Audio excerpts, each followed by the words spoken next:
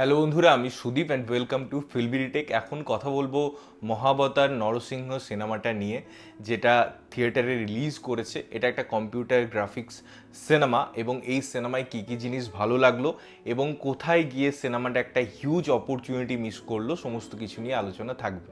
তো দেখুন, এই সিনেমাটার দুটো যে ভার্সন, অর্থাৎ 2D এবং 3D দুটোতেই আমি দেখলাম এবং দেখার পর আমি বলবো আপনারা 3Dতে এই সিনেমাটা এক্সপ্লোর করতে পারেন। বিকজ এই সিনেমার যে দুটো মেন জায়গা আছে, একটা সিনেমার প্রথম দিকের একটা ফাইটিং সিকোয়েন্স এবং লাস্টের ক্লাইম্যাক্স, এই দুটো জায়গা আপনাকে গুজবাম্পস দেবে 3Dতে, এটাই কোনো সন্দেহ নেই। যদি আপনি 2Dতেও দেখছেন তাহলে পরেও সেই ইকুয়ালি আপনার ওই সিনেমেটিক এক্সপিরিয়েন্সটা হবে। কারণ আমরা যখন ইন্ডিয়ান পার্সপেক্টিভে এরকম কম্পিউটার গ্রাফিক্সের কথা বলি বা এ ধরনের সিনেমার কথা বলি, যে সিনেমাগুলোর সাথে হয়তো অবতার সিনেমার কম্প্যারিজন আসতে পারে, আমার মনে হয় সেটা ভুল। বিকজ এই লিমিটেড রিসোর্সে তারা যেটা অ্যাচিভ করতে পেরেছে, যেভাবে ক্যারেক্টারগুলোকে তুলে ধরেছে এবং যেভাবে সেই গ্র্যান্ডারটাকে অ্যাচিভ করতে পেরেছে, স্পেশালি আমি যখন বলছি প্রথমার্ধের যে ফাইট সিকোয়েন্স এবং পুরো ক্লাইম্যাক্স ডিজাইনটা, সেটা অনবদ্য। তো সিনেমায় যে জিনিসগুলো দেখানো হয়েছে, প্রথমেই বলে দেওয়া হয় সেখানে গরুর পুরাণ বা বিষ্ণু পুরাণ থেকে ইন্সপিরেশন নেওয়া হয়েছে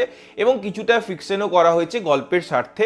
এবং আমরা এখানে হিরণ্যাক্ষ এবং হিরণ্যকশিপু দুই ভাইয়ের জন্মের লগ্ন, কেন তাদের জন্ম হয়েছিল, সেখান থেকে শুরু করে প্রহ্লাদের পুরো হিস্ট্রিটা দেখতে পাই। এবারে এই গল্প বা এই যে জিনিসপত্রগুলো, যেগুলো আমরা ছোট থেকে দাদু ঠাকুমার মুখে শুনে এসেছি, বিভিন্ন সময় দেখেছি, বিভিন্ন সিনেমায় দেখেছি, কোথাও কোথাও কোনো একটা বড় কাজের মাঝে এই প্রহ্লাদের অংশটুকু দেখেছি, তো সেই জায়গায় শুধুমাত্র এই পার্টিকুলার সাবজেক্টটা নিয়ে যখন সিনেমা তৈরি করা হয়েছে, সেখানে প্রথম থেকে শেষ পর্যন্ত প্রহ্লাদের যে সাথে যে জিনিসপত্রগুলো করা হয়েছিল, সেগুলো যেভাবে লার্জ স্কেলে নিয়ে যাওয়া হয়েছে, সেটা পাগলা হাতি হোক, সেটা ওই যে হোলিকার যে সিকোয়েন্স হোক, প্রত্যেকটা জিনিসে তারা একটা ভালো কিছু অ্যাচিভ করার চেষ্টা করেছে। কোথাও কোনো কার্পণ্য করেনি এবং কোথাও বেশি দেখায়নি। যেটুকু দরকার, যেটুকু আমাদের হিস্ট্রিতে আছে, যেটুকু আমাদের পৌরাণিক বইগুলোতে উল্লেখ পাওয়া যায়, সেই সমস্ত জিনিসগুলো তারা অ্যাচিভ করার চেষ্টা করেছে।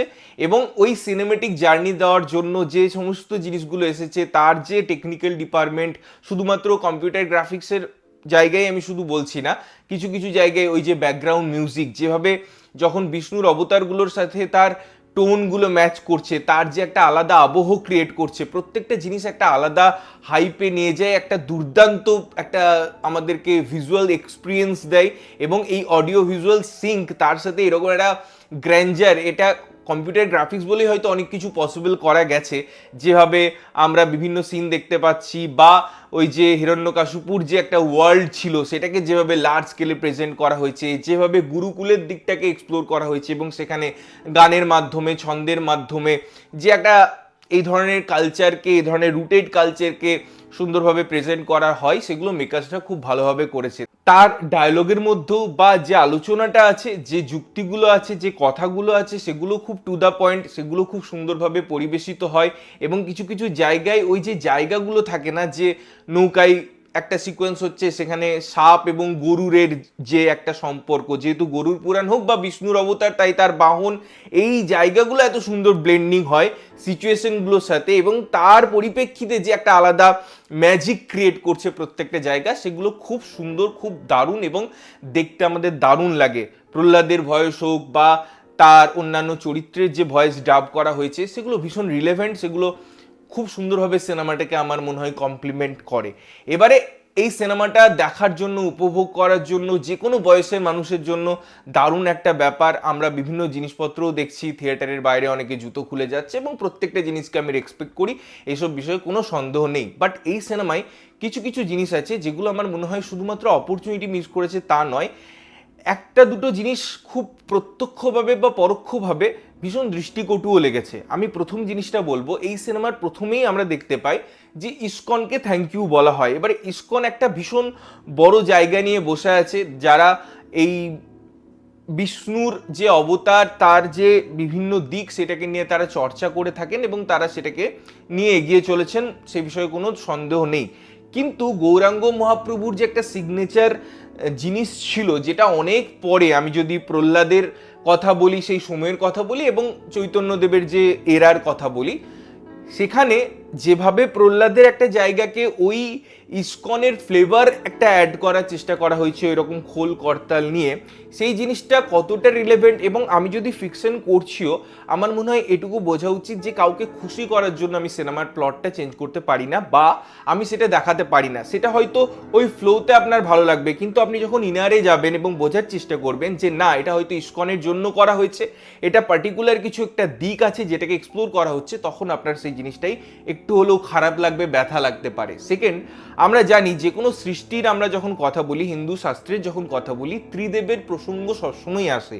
এখানে তারা একটা বোল্ড পদক্ষেপ নিয়েছে। আমরা ব্রহ্মাকে যেভাবে দেখে অভ্যস্ত, তার মুখ ভর্তি দাড়ি বা বিভিন্ন দিক, তো সেই জায়গাটাই একদম ব্রহ্মাকে নতুনভাবে প্রেজেন্ট করেছে। সুতরাং আমাদের যে একটা কাল্পনিক চিন্তা হোক বা আমরা যেটা পাঠ্যপুস্তকে দেখে এসেছি বা বিভিন্ন রেফারেন্স পাই পৌরাণিক শাস্ত্রে, সেখানে যেভাবে ব্রহ্মাকে দেখা যায় তার একটা অন্য লুক দেওয়া হয়েছে। খুব ভালো কথা, আমি এটাকে খুব ভালোভাবে গ্রহণও করেছি। কিন্তু ত্রিদেবের মধ্যে এই পুরো সিনেমায় শিবকে একদম লুকানো হয়েছে, আড়াল করা হয়েছে। একটা জায়গায় শিবের একটা প্রতিচ্ছবি আমরা দেখতে পাই, তাছাড়া কিন্তু সেইভাবে কোথাও উল্লেখ করা হয়নি। যেভাবে ওই যে বিষ্ণুদেবের প্রথম অবতার জন্ম নিচ্ছে, যেভাবে সেই জিনিসগুলোকে প্রেজেন্ট করা হয়েছে, যেভাবে ভূদেবীর যে পুরো জায়গাটা ক্রিয়েট করা হয়েছে, যত সুন্দর গ্রাফিক্যালি প্রেজেন্ট করা হয়েছে, সেই জায়গায় শিবকে না রাখা এই পুরো জার্নিটার মধ্যে, এটা শুধুমাত্র শিবকে নোকানোর চেষ্টা নয়, যেহেতু সিনেমাটা নরসিংহ দেবের উপর এবং তার এই পুরো জার্নিতে শিবের একটা মাইথোলজিক্যাল হিউজ রোল আছে। আমার মনে হয় সেই অপরচুনিটিটা মিস করেছে এই পুরো সিনেমাটাই মেকার্সরা। আরেকটা দিক হচ্ছে এই যে বৈষ্ণব এবং শাক্ত, এই একটা দুটো যে চিরকালের একটা দ্বন্দ্ব, অর্থাৎ শিব এবং শক্তিকে যারা পুজো করে তাদেরকে শাক্ত বলা হয়, যারা শক্তির আরাধনা করে, এবং তাদের সাথে বৈষ্ণবদের যে একটা মতের একটা আমি বলবো পার্থক্য শুধু নয়, তাদের একটা কালচারাল ডিফারেন্সও আছে, একটা বিশ্বাসের ডিফারেন্সও আছে। তো সেই জায়গায় যখন শিব এবং শক্তিকে রিপ্রেজেন্ট করা হবে, হয়তো তাদের ভাবাবেগে কিছু একটা হতে পারতো। একটা আন্ডারটোন সিনেমাটা অলরেডি প্রুভ করে দিচ্ছে, কারণ এই সিনেমায় আমরা লক্ষ্মী দেবীর প্রেজেন্স দেখছি, আমরা ব্রহ্মার প্রেজেন্স দেখছি, অবশ্যই বিষ্ণু নারায়ণ বা তার বিভিন্ন অবতার আছে, কিন্তু শিবের অবতারকে কেন এখানে জায়গায় প্লেস করা হয়নি, এটা একটা বিগ কোশ্চেন। শুধু তাই নয়, আপনি যদি বিভিন্ন জায়গায় যান, বিভিন্ন টেম্পেলে যান বা আমাদের পুরাণ নিয়ে একটু দেখেন, এই যে যখন হিরণ্যকশিপুকে বধ করা হলো আমাদের নরসিংহের দ্বারা, তখন নরসিংহের যে অবতারের ক্রোধ, যেটা এই সিনেমাও দেখানো হয়েছে, সেটা শুধুমাত্র প্রহ্লাদের জন্য শান্ত হয়নি, তার জন্য কিন্তু শিবকে একটা রূপ ধারণ করতে হয়েছিল, তাদের মধ্যে বিভৎস একটা যুদ্ধ হয়েছিল। তো যেহেতু গ্রাফিক্যালি বা আমি কম্পিউটারের মাধ্যমে সেটা দেখাচ্ছি, এখানে একটা হিউজ স্কোপ ছিল। ভাবুন, শিবকে দেখাচ্ছে এই ক্লাইম্যাক্সে, সেখানে তার আবির্ভাব হচ্ছে, সেখানে যখন শিবের ওই তাণ্ডব দিয়ে যদি একটা অ্যাম্বিয়েন্স ক্রিয়েট করা হতো এবং সেখানে শিবের রূপ অন্য অবতার নিচ্ছে, তারপরে সেখানে নরসিংহের সাথে ফাইটস হচ্ছে এবং আলটিমেটলি এটা একটা কনক্লুড হতো, তাহলে পরে না সিনেমার যেটুকু অংশ এখানে ঘাটতি থাকছে, ওই যে লাস্টে ক্লাইম্যাক্সের আবার একটা ক্লাইম্যাক্স সংযোজন হতো, যে দ্বিতীয় অর্ধ ক্লাইম্যাক্স, সেটা আমার মনে হয় দারুণভাবে সিনেমাটাকে একটা সম্পূর্ণতা দিতে পারতো, যেটা কোথাও গিয়ে এখানে মেকার্সরা মিস করেছে। আদারওয়াইজ এই সিনেমাটা অবশ্যই একটা রিমার্কেবল সিনেমা, দারুণ একটা এক্সপিরিয়েন্স দেবে, সিনেমাটিক জার্নিটাকে আপনি থরলি এনজয় করতে পারবেন।